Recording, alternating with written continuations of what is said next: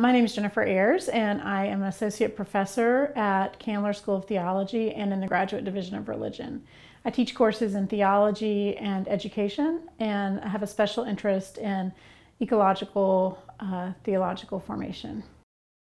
This year I'm writing a book. The key question that this book seeks to answer is, how are people formed to be loving, just, and responsible inhabitants of God's world?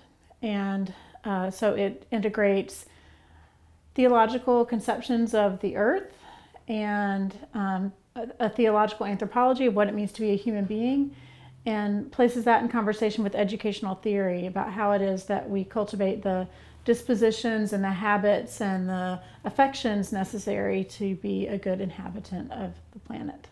So my work has always been situated in between ethics and religious education. My kind of driving question is what cultivates in people desire and capacity to work for justice in the world.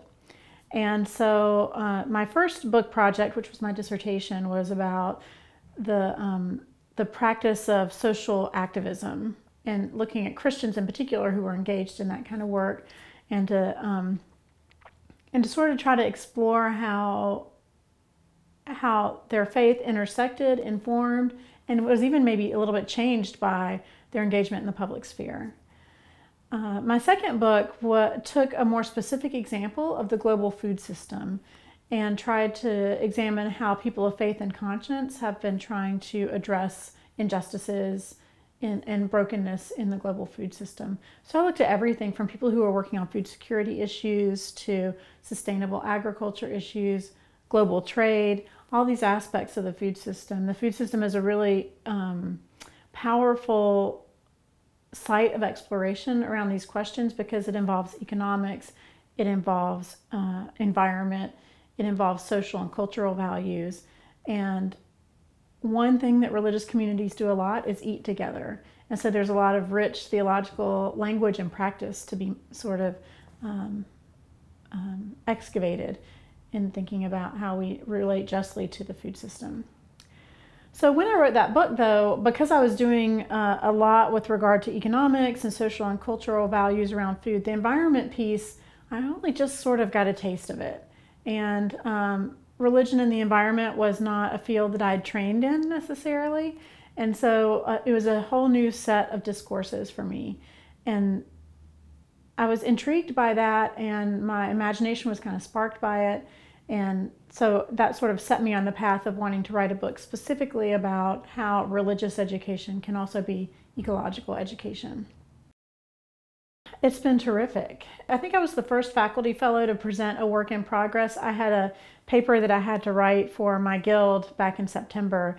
And so I said, well, I've already got this paper on ecological epistemology. I'll share it with my colleagues. And it was a little bit scary, actually, because at Candler, even though we have different disciplines, we have kind of a certain canon or set of questions, and we don't have to work too hard to understand each other's work. We know enough to be able to sort of understand what each other is talking about.